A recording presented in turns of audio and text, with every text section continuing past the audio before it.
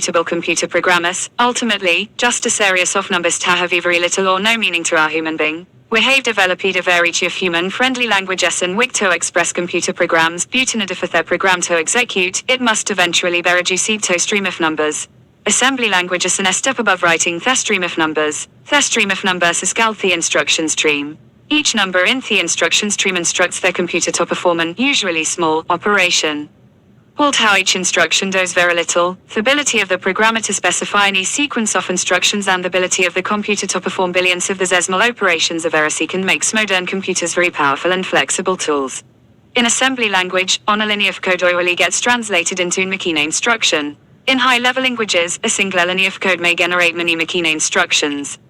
A simplified model of a computer system is how an Fig.1.1 consists of memory, input-output devices, and a central processing unit, CPU, connected together by a system bus. The bus can be thought of as a roadway that allows data to travel between the components of the computer system. The GPU is the part of the system where most of the computation occurs, and the GPU controls the other devices in the system. Memory can be thought of as a series of mailboxes. Each mailbox can hold a single postcard with a number written on